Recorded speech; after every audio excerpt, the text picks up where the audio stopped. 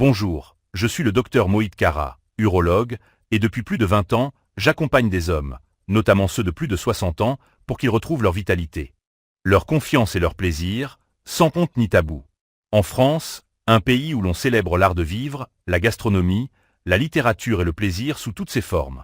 Il est essentiel de parler de santé intime avec franchise, élégance et bienveillance. Aujourd'hui, je vous propose un voyage à travers les 7 erreurs les plus fréquentes que je rencontre chez les hommes de cet âge lorsqu'il s'agit de masturbation, et surtout, des solutions simples, naturelles et respectueuses pour y remédier. La masturbation, bien qu'entourée de silence dans bien des foyers français, est une pratique saine qui peut renforcer votre santé physique, mentale et émotionnelle. Mais après 60 ans, le corps évolue. Ce qui fonctionnait parfaitement à 30 ou 40 ans peut, sans que vous vous en rendiez compte, commencer à nuire à votre santé. Pas l'acte en lui-même, mais la manière dont il est pratiqué. Ces habitudes peuvent affecter votre circulation, votre prostate, votre énergie, et même votre capacité à ressentir du plaisir. Mon objectif n'est pas de vous priver ou de vous faire peur, mais de vous guider vers une reconnexion profonde avec votre corps, pour que chaque moment de plaisir soit aussi un moment de soin. Un peu comme savourer un bon vin de Bordeaux ou une promenade dans les jardins de Giverny. Je vais vous raconter l'histoire d'un patient, Monsieur Dupont, un retraité de 68 ans vivant près d'Avignon. Un jour, il m'a dit « Docteur, je fais ça depuis 50 ans, toujours de la même manière. Mais depuis quelque temps, quelque chose ne va pas. » Il n'était pas malade. Ne prenait aucun nouveau médicament, et pourtant, sa manière de se masturber nuisait discrètement à sa santé. Ensemble, nous avons identifié les erreurs qu'il commettait, et en quelques semaines, il a retrouvé non seulement son confort, mais aussi une énergie et une joie qu'il pensait perdues. Ce que je partage avec vous aujourd'hui, ce sont les leçons tirées de cas comme le sien, adaptées à votre quotidien, que vous viviez à Paris, à Strasbourg ou dans un village paisible de la Loire. Erreur numéro 1. S'appuyer trop sur la pornographie. Commençons par une erreur devenue presque universelle, l'utilisation excessive de la pornographie comme principal moteur de stimulation. En France, où l'accès à Internet est omniprésent, que ce soit dans les cafés parisiens ou les maisons de campagne en Normandie, beaucoup d'hommes, souvent entre 65 et 75 ans, se tournent vers les vidéos pornographiques pour stimuler leur désir. C'est compréhensible, c'est rapide, accessible et semble inoffensif. Mais j'entends souvent des patients me dire « Docteur, je ne ressens plus comme avant. C'est comme si tout était engourdi. » Prenons l'exemple de Monsieur Martin, un ancien libraire de Lyon. À 70 ans, il m'a confié qu'il passait parfois 1 heure par jour à regarder des vidéos en ligne. Il ne se rendait pas compte que cela affectait son plaisir. Après 60 ans, le cerveau devient moins réceptif à la dopamine, cette hormone du plaisir qui nous motive. Les vidéos pornographiques modernes, avec leurs images rapides, intenses et variées, surchargent ce système. C'est comme si vous essayiez de savourer un plat raffiné de Paul Bocuse en engloutissant tout en 2 minutes. Le goût s'efface, la magie disparaît. Le cerveau s'adapte à cette overstimulation en réduisant sa sensibilité.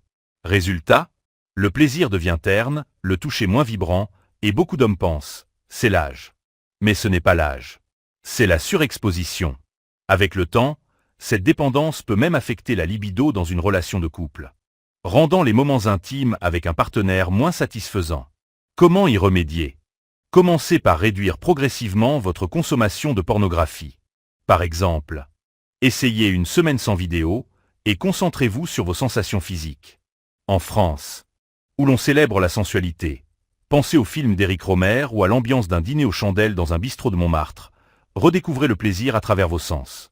Allumez une bougie parfumée, écoutez une musique douce, comme du Charles Aznavour, ou imaginez un souvenir qui vous a marqué. Prenez 10 minutes pour vous détendre avant. Peut-être avec un verre de vin rouge, avec modération, bien sûr.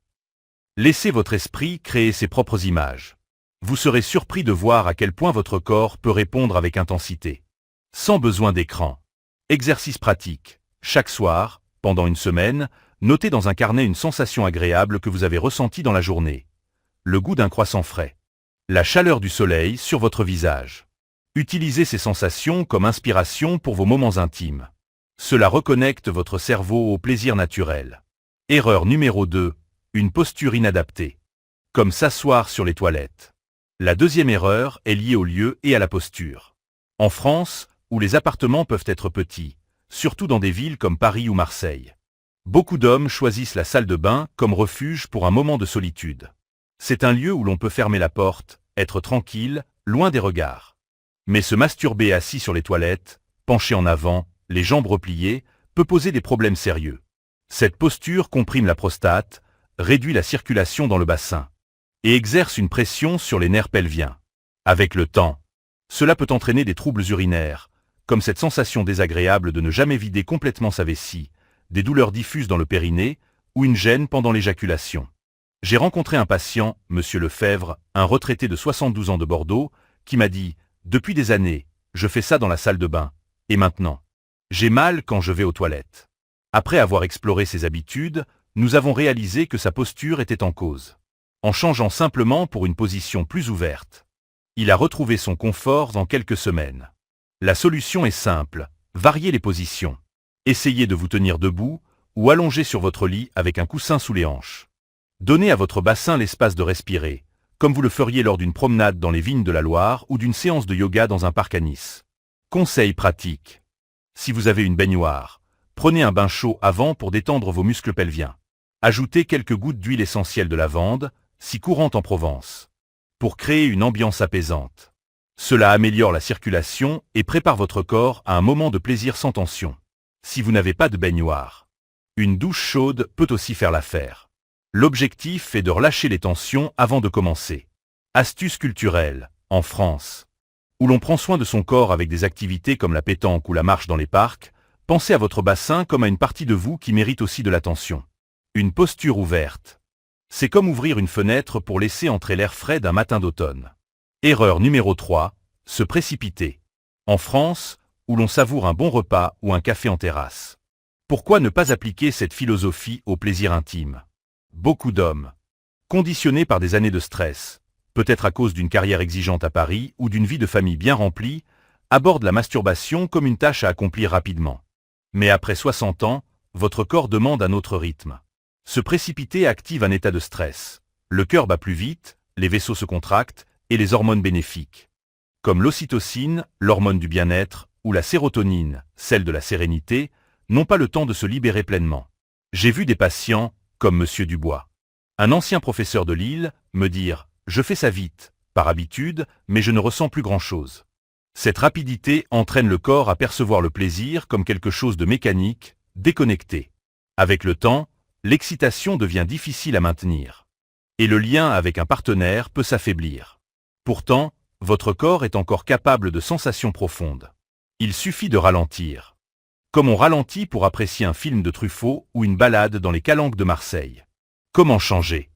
Prenez 15 à 20 minutes pour vous. Commencez par respirer profondément.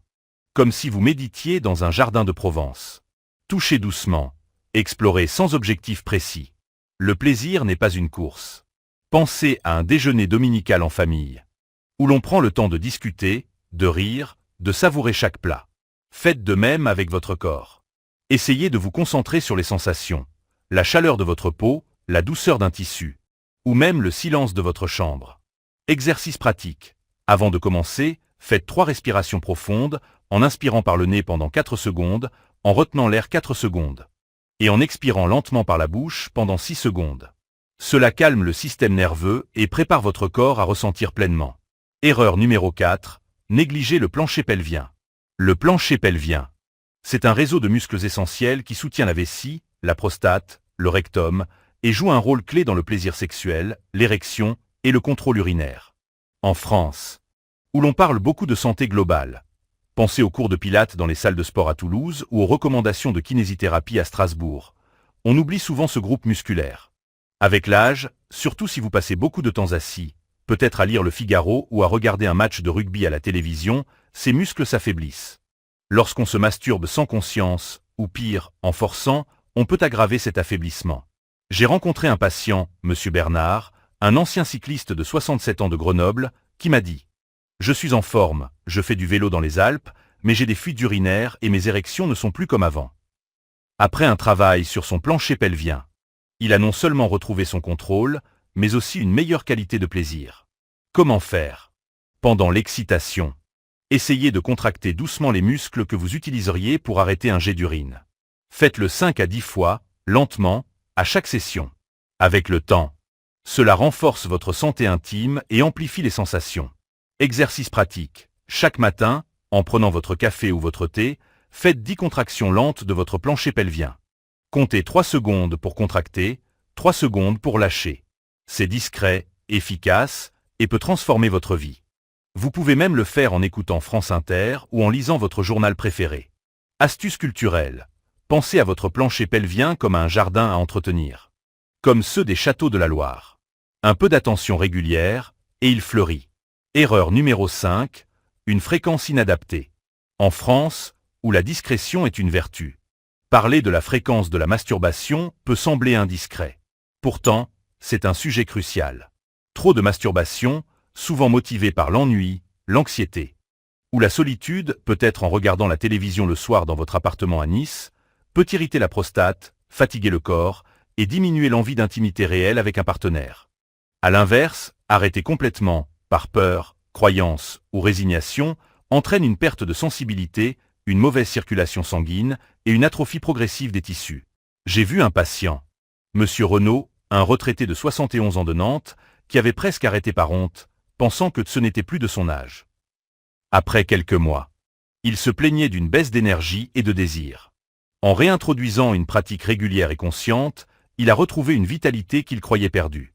Pour beaucoup d'hommes après 60 ans, une fréquence de 1 à 2 fois par semaine, pratiquée avec intention, est un bon équilibre. Cela maintient le désir, soutient la santé de la prostate et préserve l'énergie. Conseil pratique. Écoutez votre corps.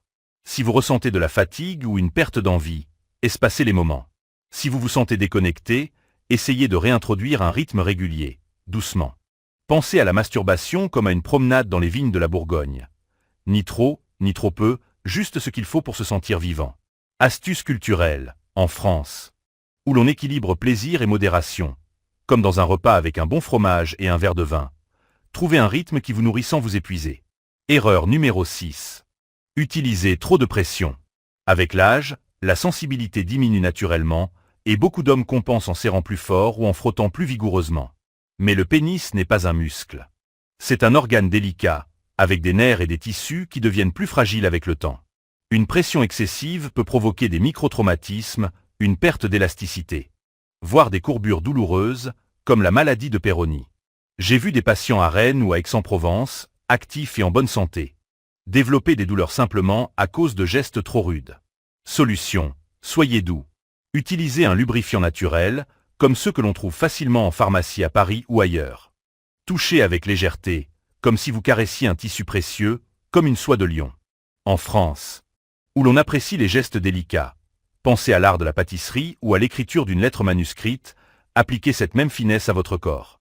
Si vous ressentez le besoin de plus de stimulation, essayez de varier les sensations, par exemple en alternant entre toucher léger et plus appuyé, plutôt que d'augmenter la pression. Conseil pratique. Investissez dans un lubrifiant de qualité, bio si possible, disponible dans la plupart des pharmacies françaises. Appliquez-le généreusement pour réduire la friction et protéger les tissus. Erreur numéro 7. Se masturber sans émotion. C'est l'erreur la plus profonde et souvent la plus invisible.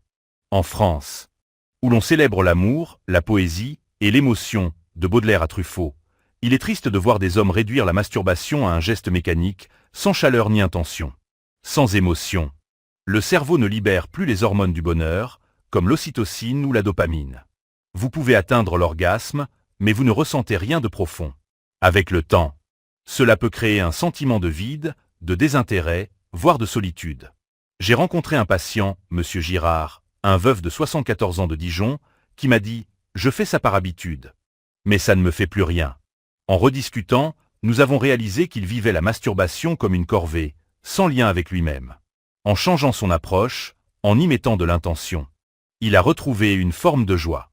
Même seul, le plaisir peut être un acte d'amour-propre, une célébration de votre corps. Comment changer? Avant de commencer, prenez un moment pour vous connecter à vous-même. Allumez une bougie, écoutez une chanson d'Édith Piaf ou de Jacques Brel. Pensez à un moment où vous vous êtes senti vivant, peut-être une soirée d'été sur la Côte d'Azur ou un souvenir d'amour. Dites-vous, mon corps mérite ce moment. Ce simple changement d'intention peut transformer votre expérience. Exercice pratique, créez un rituel. Par exemple, chaque vendredi soir, prenez 20 minutes pour vous, dans une ambiance apaisante. Éteignez votre téléphone, mettez une lumière douce, et concentrez-vous sur ce que vous ressentez. C'est une manière de dire « Je suis encore là, et je compte ». Conclusion. Reconnectez-vous à votre corps, à la française. C'est cette erreur. Trop de pornographie, une posture inadaptée, la précipitation, l'oubli du plancher pelvien, une fréquence déséquilibrée. Une pression excessive et l'absence d'émotion ont tout un point commun, la déconnexion. Mais il n'est jamais trop tard pour changer. En France, où l'on chérit l'art de vivre. Votre corps est comme un jardin à la française. Il demande du soin, de l'attention et un peu d'amour pour s'épanouir. Que vous soyez à Paris, en train de flâner sur les quais de Seine, à Bordeaux, en dégustant un verre de vin, ou dans un village calme de la Dordogne, votre corps mérite votre écoute. Prenez le temps. Soyez doux. Connectez-vous à vos sensations. Ce n'est pas une question de performance, mais de présence. Comme le disait Marcel Proust, le véritable voyage de découverte ne consiste pas à chercher de nouveaux paysages, mais à avoir de nouveaux yeux. Regardez votre corps avec ces nouveaux yeux, et vous découvrirez que vos plus belles années ne sont pas derrière vous. Elles sont dans la manière dont vous choisissez de vivre aujourd'hui.